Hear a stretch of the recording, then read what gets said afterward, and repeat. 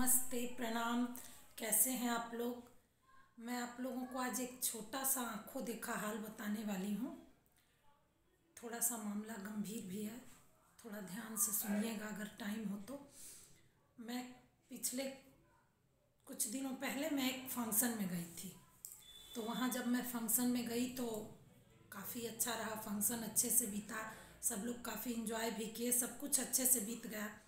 लेकिन जब शाम हो गई फिर हम लोग कल चलने की तैयारी करने लगे कि अब हमें कल घर जाना है। लेकिन वहाँ तो कुछ और ही होने वाला था, भगवान का रचा हुआ। अचानक से एक दुर्घटना हो गई। रात के 12 बजे थे। जो फंक्शन जिनके घर पे था वो फैमिली की मेन मेंबर जो थी, उनकी तबीयत रात के अचानक ही बहुत ज़्यादा बिगड़ गई। और फिर तबीयत बिगड़ने के कुछ देर बाद ही अचानक से उनका निधन हो गया। निधन तो हो गया, सब लोग अवाक थे, जो भी जहाँ था वहीं बैठा हुआ था। फिर हम लोग भी देखकर थोड़ा मन तो खराब होता ही है। और अचानक से ऐसा हुआ, डॉक्टर्स को कि हाँ अगर पहले जाता है कोई बीमार होता है तो पता चलता है कि चलो तबीयत खराब है, और डॉक्टर ने जवाब दे दिया होता है कि अब 2-3 दिन या 4 दिन के मेहमान हैं कुछ, तो पहले से आदमी को पता होता है कि चलो ऐसा होने वाला है। लेकिन अचानक से ही ऐसा हो गया तो हम लोगों को थोड़ा सा धक्का लगा। लेकिन जब उनका निधन हुआ तो निधन होने के बाद थोड़ी देर क्या मतलब 10-15 मिनट के बाद का मैं हाल बताती हूँ। दुनिया क्या है और हमारे आँख बंद करने के बाद कैसी है वो भी मैं आप लोगों को बताती हूँ। तो क्या हुआ कि उनकी बॉडी को थोड़ी देर बाद जो नियम होता है उस नियम के तहत नीचे उतारा गया। मुश्किल से 10 मिनट लगे होंगे, मुश्किल से 10 मिनट।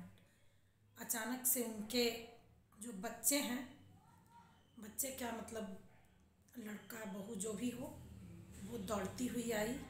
और जो एक उनकी बहुत ही करीबी थी वो मेरे कमरे में आकर बैठकर बहुत ज़्यादा रो रही थी, क्योंकि दुखद था और अचानक से ऐसा हो गया। और वो उनके पास ही में थी, रात में भी गई थी तो उन्हीं के पास सो रही थी, तो वो थोड़ा ज़्यादा ही दुखी थी और मेरे पास रो रही थी। तो वो उनकी बहू मतलब 10 मिनट नहीं बीते होंगे और वो आई, बोली कि जेवर कहाँ है उनका। मैं तो क्या बताऊँ, मेरे दिमाग में उस वक्त क्या लगा मैं बता नहीं सकती हूँ। मैं बस उसका चेहरा देख रही थी कि ये मुश्किल से अभी 10 मिनट इस कांड को हुए नहीं हुआ है और इसके दिमाग में जेवर और प्रॉपर्टी चलने लगा।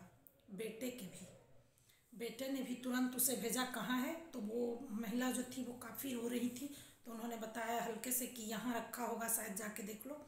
और मैं चुपचाप वो सब देख रही थी क्या हो रहा है। फिर उसके बाद फिर वो 2 मिनट में दौड़ती आई कि नहीं दी वहाँ पे तो नहीं है, कहाँ है। तो उसने बताया, फिर उन्होंने बताया कि यहाँ पे है, तो गई। फिर उसके बाद मिला। उसके बाद जो भी उनके शरीर पे जेवर वगैरह जो भी थे सब वहाँ रखा हुआ था, क्योंकि उन्हें बोला गया था कि उतार। उसके बाद वो तुरंत जेवर लेके उनकी चाबियाँ ढूंढने लगी, बेचैन हो गई थी कि चाबियाँ कहाँ हैं। चाबियाँ लेकर उसके बाद कमर में चाबियाँ लगाई और उसके बाद तुरंत गिर पड़ी, चीखने लगी, चिल्लाने लगी कि जैसे मतलब गांव में या हम लोग के यहाँ जिसको मिर्गी बोलते हैं और गांव देहात में उसको कोई कोई दत्ती भी बोलता है, तो उसको तुरंत फिट आने लगा और वो बेहोश होने लगी। मैं बस यही देख रही थी कि कितना नाटक लोग कर सकते हैं।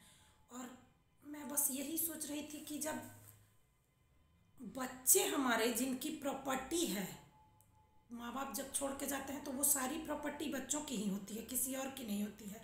10 मिनट बाद ही अगर उसके बारे में पूछेंगे तो क्या हुआ, और अगर नहीं ही पूछेंगे तो भी मेरी प्रॉपर्टी है, पूछने की बात नहीं है। इमोशनली उस वक्त ये याद कैसे होता है लोगों को कि हमारी माँ चली गई या कोई चला गया और हमें तुरंत प्रॉपर्टी के बारे में याद आ रहा है। इसका मतलब मैं क्या समझूं या कोई भी क्या समझे। मतलब ये आंखें बंद हुई नहीं कि जिनके लिए हमने इतना कुछ कमाया, जमा करके रखा, वो लोग सिर्फ उन्हीं चीज़ों के बारे में सोचने लगते हैं, जबकि ज़िंदगी की सबसे कीमती चीज़ चली जाती है जो कि वापस से कभी दोबारा नहीं आती। और ना ही वो आवाज़ कभी सुनने को हमें मिलेगी जिसके बारे मतलब जो चला गया उसकी आवाज़ नहीं सुनने को मिलेगी, ना ही वो इंसान कभी लौट कर आएगा। ये जीवन का सत्य है। लेकिन फिर भी इमोशनलेस है, ये देख के मुझे यही लगा दुनिया कितना आगे है कि मतलब 10 मिनट नहीं बीते हैं और वो चली गई, वो भी अचानक से। ये नहीं था कि लोगों को पता था कि अभी 2 घंटे बाद जाएंगी या फिर ऐसा डॉक्टर ने कहा था। मतलब वो एक तरह से सब कुछ होने के बाद समझिए कि अचानक से एक्सीडेंट था, और एक्सीडेंट के होते ही लोग 2 मिनट में बस यही सोच रहे हैं कि प्रॉपर्टी, जबकि उन्हीं का है। तो बच्चों को क्या माँ बाप से प्रॉपर्टी के लिए ही रिश्ता होता है, या हम अपने माँ बाप को इमोशनली उनसे कितना जुड़े हुए हैं, ये मायने रखता है। फिर मैंने देखा कि जो उनसे इमोशनली जुड़ी हुई थी वो लोग तो मतलब दिन भर खाने का क्या मतलब बेसुध ही पड़ी थी।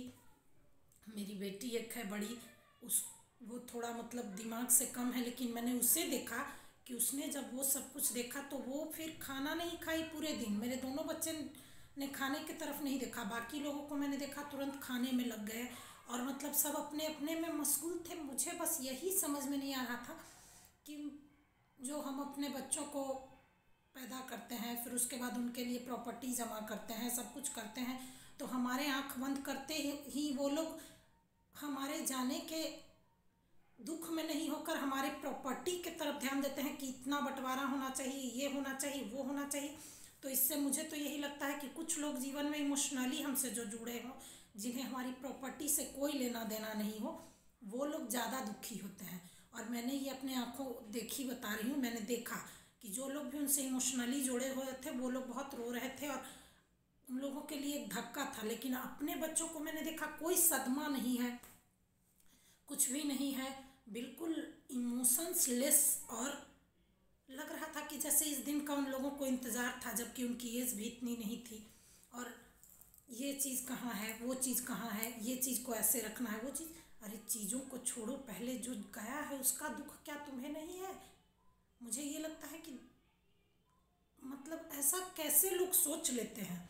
और अधिकतर जगहों पे मैं ये देख रही हूँ, हो सकता है मैं ये ब्लॉग डालूँ तो आप लोगों को लगे कि ऐसे ही बोल रही है, लेकिन जनरली मैं यही देखती हूँ कि माँ बाप ने आंखें बंद नहीं की कि उनके बच्चे ही 2 मिनट के बाद उनकी प्रॉपर्टी के बारे में सोचने लगते हैं कि उनकी प्रॉपर्टी को कैसे, कितना हमें मिलेगा, कितना उन्हें मिलेगा।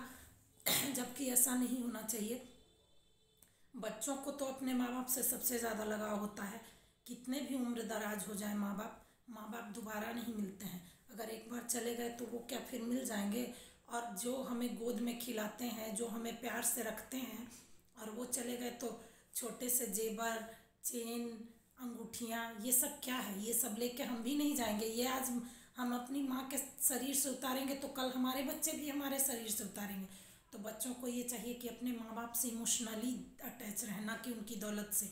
और माँ बाप को भी चाहिए कि इतनी दौलत तो बिल्कुल भी जमा नहीं करें ताकि आपके बच्चे आपके जाने का इंतज़ार करें और प्रॉपर्टी में ही उलझे रह जाएं। आपसे इमोशन तो उनको कुछ रहे ही नहीं। और कुछ रिश्ते जीवन में ऐसे भी बनाएं जिनसे हमारा कोई लेना देना नहीं हो, सिर्फ दिल का रिश्ता हो, ताकि हम उनके पास कभी भी जाए तो उन्हें कोई स्वार्थ नहीं हो हमसे, और ना ही हमें उनसे कोई स्वार्थ हो। तो वो ज़्यादा सच्चे रिश्ते हैं। तो उन रिश्तों को हम ज़्यादा संभाल के रखें तो ज़्यादा बेहतर है। बाकी तो सब प्रॉपर्टी के ही रिश्ते हैं। और ये जो मैंने बात बोली मैंने ही नहीं देखी, शायद आप लोग सभी लोग ऐसा देखते होंगे और देख के इस चीज़ को समझते भी होंगे। तो मैंने ये ब्लॉग इसीलिए बनाया क्योंकि मैं उस चीज़ को देख के बिल्कुल अवाक थी कि ये सब हो क्या रहा है। तो हमेशा कुछ रिश्ते ऐसे बनाएं, परिवार में भी ऐसे रिश्ते बनाएं, दोस्तों में भी ऐसे रिश्ते बनाएं जो कि आपको सिर्फ प्यार और जिनसे दिल का रिश्ता हो, ताकि वो जीवन भर आपको याद रखें। आपके जाने के भी बाद वो सिर्फ आपकी अच्छाइयों और आपके सम्मान और आपके साथ जो जुड़ाव है उसकी वजह से आपके लिए दुखी हो, ना कि प्रॉपर्टी की वजह से। प्रॉपर्टी तो जो है वो है ही, जिसका है उसी को मिलेगा, बाकी किसी को मिलता नहीं है। लेकिन जिनको मिलता है वही ऐसे हैं, तो क्या कहा जाए। तो ये अगर ब्लॉग आप लोगों को अच्छा लगा, क्योंकि मैंने ये ब्लॉग सच जो देखा है उस पर बनाया है, तो प्लीज़ मुझे कमेंट करके बताइएगा। और ये थोड़ा मुझे लगता है कि आप लोगों को लगेगा कि ये पता नहीं क्या, लेकिन मुझे लगा कि इस पर मुझे ब्लॉग बनाना चाहिए, तो मैंने ये ब्लॉग बनाया। पता नहीं कैसा ब्लॉग बना है, आप लोग मुझे ज़रूर बताएं। और हमेशा इमोशनली रिश्ते ही बनाएं, वो ज़्यादा दिन तक टिकते हैं और उनसे ज़्यादा प्यार लगाव होता है।